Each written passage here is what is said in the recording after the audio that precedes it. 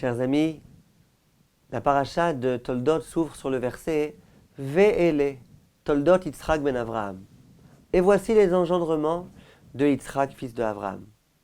La paracha s'ouvre sur un mot tellement énigmatique. Ve'ele, et voici. Depuis quand on a vu que lorsqu'on parlait en français, par exemple, on commençait par et voici. Imaginez que j'avais commencé ce cours en vous disant et mes chers amis. Ça aurait fait bizarre. Et alors on va commencer. Pourquoi tu ne commences pas ta phrase comme il faut? Là, on commence non seulement un verset de cette façon-là, mais une paracha de cette façon-là. Quel est le sens de ce Ve'ele, et voici? Bien Chachamim me disent que lorsqu'il est écrit Ve'ele, le Vav, il vient être Mosif à la Rishonim. Il vient ajouter quelque chose qui était déjà existant. Si on nous dit Ve'ele Toldot Yitzhak ben Avraham, et voici les engendrements de Yitzhak, ça veut dire que Yitzhak, il avait déjà eu des enfants et qu'il a eu d'autres enfants. Il a déjà eu des engendrements et il va en avoir d'autres. Le Ve'ele, il se rapporte à des engendrements déjà existants et il vient simplement nous montrer qu'il y a eu de nouveaux engendrements. Simplement, la question qui se pose, c'est que lorsqu'on a étudié les parachiotes de Vayera, de Chayesara, on n'a vu à aucun moment que Yitzhak a eu des enfants. Les premiers enfants dont on va entendre parler, ça va être les enfants qui vont être énumérés dans cette paracha, qui vont naître dans cette paracha, Yaakov et Esav. Alors c'est quoi ce Ve'ele? Quel est le sens du Ve'ele? De quels enfants parle-t-on? À qui fait-on allusion? Il faut savoir, mes chers amis, que Chachamim nous disent que lorsqu'on parle d'enfants, il y a tout type d'enfants. Il y a des enfants biologiques et il y a des enfants qui ne sont pas biologiques. Ce sont mes enfants, bien que je ne leur ai pas donné littéralement naissance. Quelques exemples. La Gemara de Sanhedrin va nous dire que toute personne qui enseigne la Torah au fils de son ami, on considère la chose comme si c'est lui qui avait donné naissance à cet enfant. Pourtant, c'est pas moi son père. Son père, c'est mon ami. Oui, mais puisque moi j'ai enseigné la Torah à cet enfant, c'est comme si c'est moi qui lui avais donné naissance. Lorsqu'on a des élèves, nos élèves, d'une certaine façon, ce sont nos enfants. C'est pour ça que vous verrez quelquefois les vieux rabbins tunisiens, algériens, marocains, qui disent aux femmes « Ma fille, comment ça va ma fille ?» ou aux garçons « Mon fils, comment vas-tu ?» C'est qu'effectivement, ils considèrent que cet élève, c'est son fils. C'est pas qu'une façon de parler, c'est une réalité. Pourquoi? L'homme est constitué d'un corps et d'une âme. Le corps, bien évidemment, c'est les parents biologiques qui l'ont donné. L'âme, c'est aussi les parents qui l'ont donné. Simplement, lorsque le Rav vient et qu'il forge cette âme, qu'il corrige cette âme, qu'il la construit, mais d'une certaine façon, il construit cet homme. Donc lui aussi, il contribue à la construction de cet homme, à la création de cet homme. Et c'est la raison pour laquelle on considère que celui qui enseigne la Torah à quelqu'un, c'est d'une certaine façon comme s'il lui avait donné naissance. À propos de Esther, on nous dit dans la Megillat Esther, Ve'aïta lo lebat. Esther, c'était la fille de Mordechai. La fille, c'était pas sa fille. Simplement, comme Mordechai, c'est lui qui l'a éduquée, c'est lui qui l'a nourrie, c'est lui qui l'a blanchie, c'est lui qui s'est occupé d'elle sans arrêt, c'est lui qui lui a appris la Torah. Et bien, d'une certaine façon, c'est devenu sa fille. À propos d'Abraham, on va nous dire qu'Abraham, il était Avamon Goïm. Ve'eta nefesh asher asu becharan. On va dire d'Abraham que c'était le père de l'humanité. Pourtant, combien d'enfants il a eu? C'est pas lui qui a donné naissance à toute l'humanité. Simplement, étant donné que c'est lui qui a essayé de diffuser la Torah, qui a enseigné la Torah, et bien d'une certaine façon, il est devenu le père du monde tout entier, le père de l'humanité. C'est la raison pour laquelle on comprend très bien que lorsqu'on parle d'enfant, il y a le véritable enfant, l'enfant que j'ai eu moi-même, un homme et une femme qui ont une union, et ça donne finalement naissance à un enfant. Et il y a d'autres enfants. Ces enfants-là, il ne faut pas les négliger. Ces enfants-là, tout un chacun peut avoir la possibilité de les avoir, de les créer.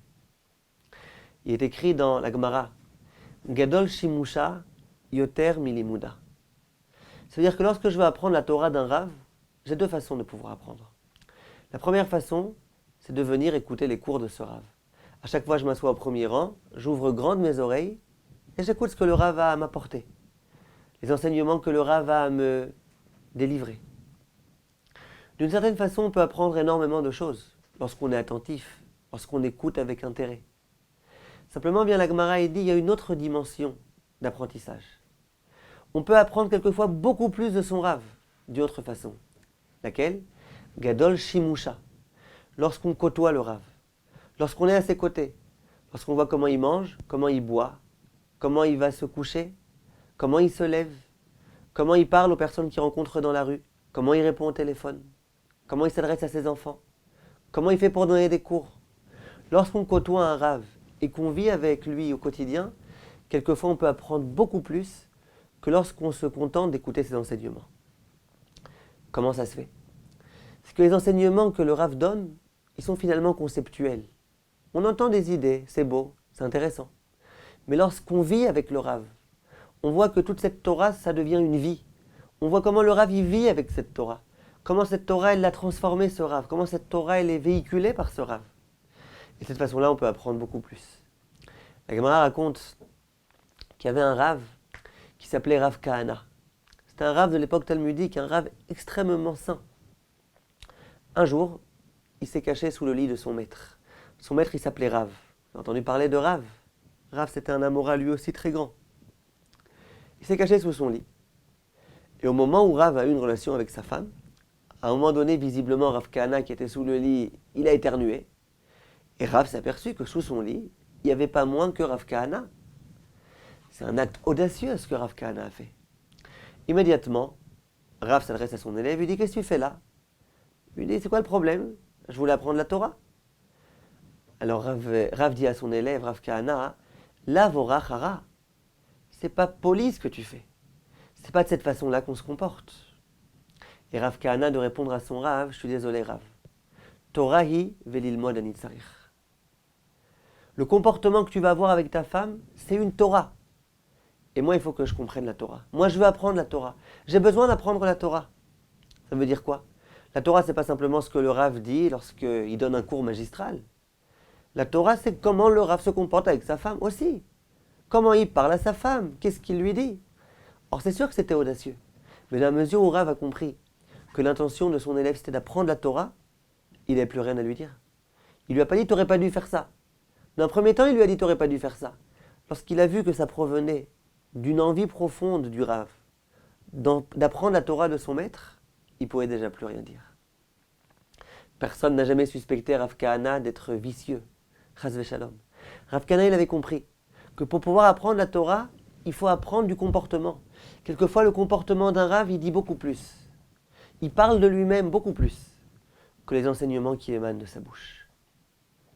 Et ça, c'est la dimension de Shimusha. On peut apprendre beaucoup du comportement de quelqu'un. Et ça, c'est censé tous vous rassurer. Je sais que vous tous, vous toutes les personnes qui m'entendent, vous pouvez être adulte, vous pouvez être enfant, vous pouvez être âgé, vous pouvez être jeune. Vous pouvez être un homme, vous pouvez être une femme. Ça ne change rien du tout. Je suis certain que vous tous, vous avez des élèves. Alors, donner des cours, je ne suis pas sûr que vous donnez tous ou toutes des cours. Comprendre l'hébreu, être capable de traduire des versets, je ne suis pas sûr que vous savez tous et que vous savez toutes. Simplement, donnez l'exemple aux autres. Être un exemple permanent. Être un exemple ambulant. Donner envie aux gens de progresser de par votre comportement. Ça, vous pouvez tous. Ça, vous pouvez toutes. Et je suis certain que vous avez tous des élèves. Toutes ces personnes-là qui ont un jour eu envie de mieux se comporter, qui se sont un jour renforcées grâce à un bon comportement que vous avez fait, grâce à une belle bénédiction que vous avez récitée, grâce à un bel acte de charité que vous avez accompli. Ces personnes-là, c'est devenu vos élèves. Ces personnes-là sont donc devenues vos enfants. On l'a expliqué. La meilleure façon d'enseigner la Torah, c'est pas en parlant. La meilleure façon, c'est en se comportant comme il faut. La meilleure façon, c'est en montrant que la Torah, c'est une Torah de vie, une Torah avec laquelle on vit. C'est pas qu'une Torah conceptuelle, c'est une Torah qu'on accomplit au quotidien, de façon active. Lorsque vous vous comportez bien et qu'il y a des personnes qui vous voient, au travail, combien on peut donner un bon exemple? Quand on est au travail, qu'on se comporte de façon droite, contrairement à tous ceux qui se comportent de façon tellement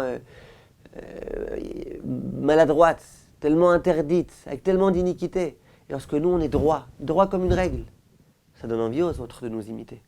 Lorsque nous, on fait attention à notre bouche, à la façon dont on parle, à ce qu'on regarde, à ce qu'on lit, à ce qu'on fait. Lorsque nous, on voit qu'un collègue n'était pas là, qu'on lui téléphone, que l'autre se dit, c'est ça les Juifs, c'est ça les Juifs de la Torah, c'est comme ça qu'ils se comportent. Et bien ces personnes-là qu'on aura renforcées, ne serait-ce qu'un peu, c'est devenu nos élèves. Et c'est donc devenu nos enfants. Il y a une histoire que j'ai entendue, une histoire réelle, d'un homme qui un jour s'est rendu en Amérique. Et lorsqu'il était en Amérique, il s'est rendu dans une synagogue. Cet homme-là était encore très loin de la Torah. Simplement un jour il s'est dit, je vais quand même rentrer dans cette synagogue. Et il a vu un homme qui se comportait d'une façon vraiment exemplaire. Je ne me rappelle plus de tous les détails de l'histoire, mais il a vu un homme qui avait l'air d'être bien dans sa peau, qui parlait à ses enfants avec beaucoup d'intelligence, beaucoup de sagesse et de tendresse. Un homme qui vraiment donnait envie de mieux se comporter. Et lui était comme ça ébahi de voir un homme d'une telle dimension. Un homme qui était capable de parler tellement gentiment à ses enfants. Un homme qui était tellement souriant. Un homme qui était tellement agréable. Un homme qui voulait tellement aider les autres. Et puis il était comme ça en train de le regarder.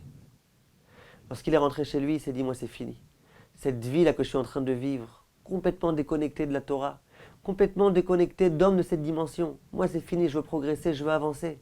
Moi aussi j'aimerais bien un jour être tellement agréable, tellement gentil, tellement vrai. Et depuis ce jour-là, il a décidé de commencer à changer complètement sa vie. Il est retourné en France et il a commencé à réfléchir. Il a commencé à avancer. Il a commencé à s'investir pleinement dans la Torah.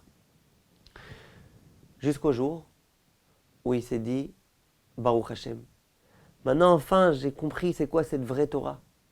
Il se dit, et j'aimerais vraiment l'en remercier cet homme-là. Cet homme-là qui m'a donné cet exemple-là, c'est grâce à lui que j'ai commencé à progresser. Si lui n'avait pas été là, j'aurais jamais progressé, je serais resté aussi nul, aussi vide que ce que j'étais au départ. J'aimerais aller le voir et le remercier. S'il a besoin d'argent, je suis prêt à lui donner des millions. Il m'a sauvé la vie.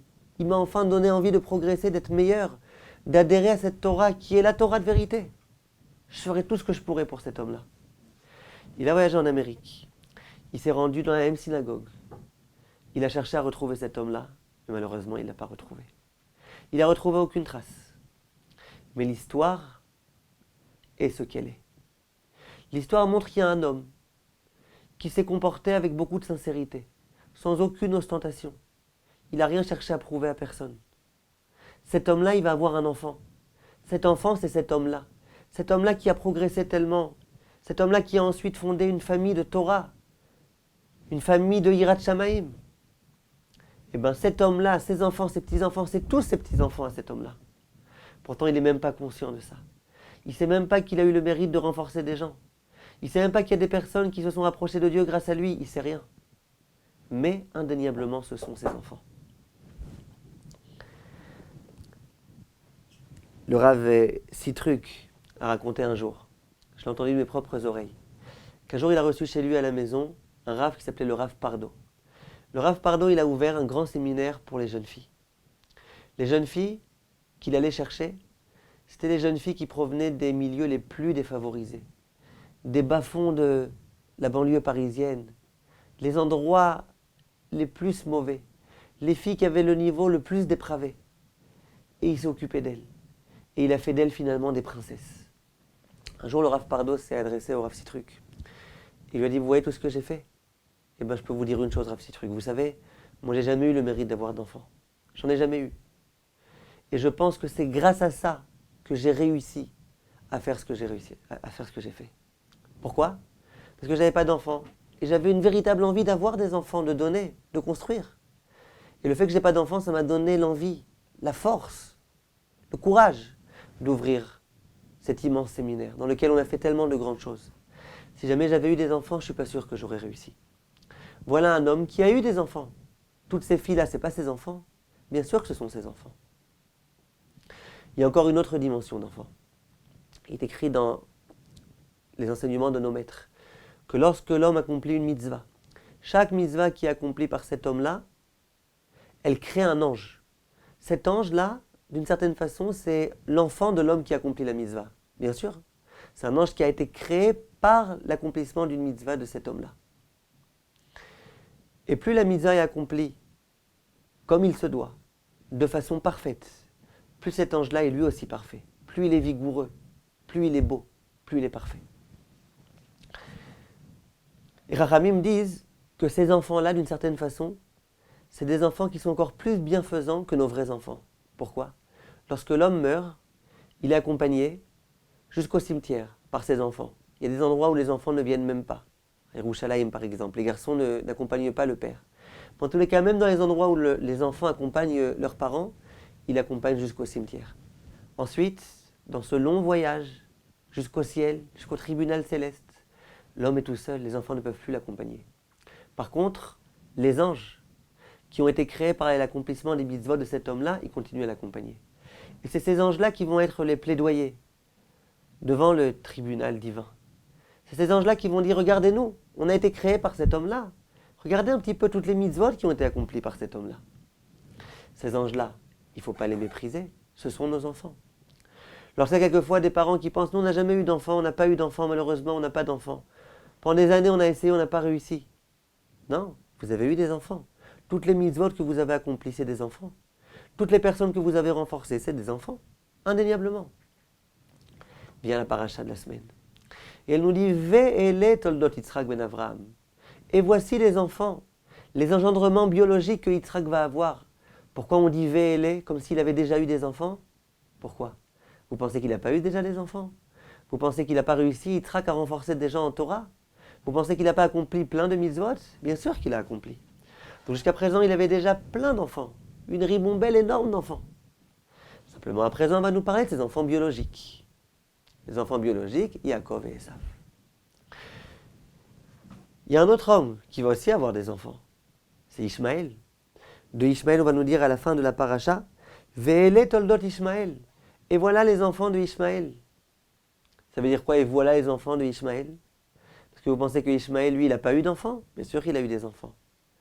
Toutes les personnes qu'il a réussi à encourager à faire le mal, ce n'est pas des enfants, ce n'est pas des élèves, c'est des enfants pourris. Toutes les avérotes qu'il a commises, cet homme-là, ce n'est pas des enfants, ce n'est pas des anges, bien sûr c'est des anges. C'est des anges accusateurs qui vont arriver en haut. Ishmaël, lorsqu'il va avoir des enfants, il en a déjà eu avant. Tous les enfants négatifs qu'il a réussi à créer. L'homme a la possibilité d'avoir des enfants. Pas simplement les quelques 5, 6, 10 enfants, 12 enfants que les parents peuvent avoir. Toutes les mitzvot qu'on accomplit, c'est des enfants. Et c'est ce que la Torah nous dit. Ve'ele toldot Yitzhak ben Avraham. Voilà les enfants que Yitzhak va avoir à présent, parce qu'avant il en a déjà eu plein, et il continuera à en avoir. Kol tov, mes chers amis, et à bientôt.